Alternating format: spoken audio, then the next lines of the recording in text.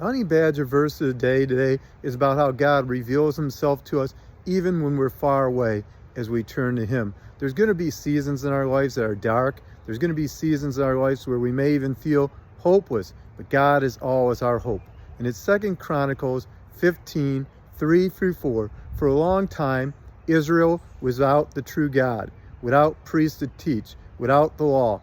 And in their distress, they turned to the Lord and sought the Lord God of Israel and was found by him. And I think this is one of the most powerful verses in the whole Bible, because it tells us that even when we're far away, that God's working in our lives to turn our hearts back to him, to turn our lives back to him, and that when we turn to him, we're found by him.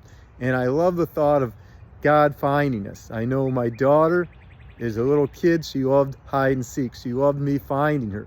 And it's even more amazing when God finds us, when we allow him to work in our hearts.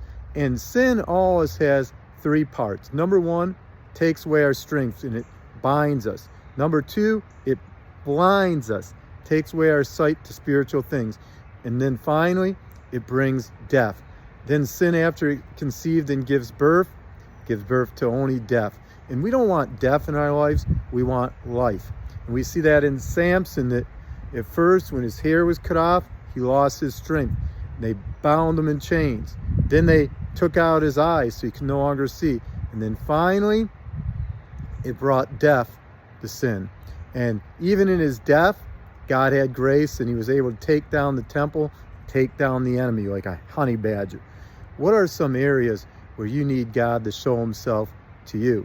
What are some areas that you haven't given to God or turned over to him? It says, if my people are called by my name, will humble themselves and pray and seek my face, then will I hear from heaven and forgive their sin and heal their land.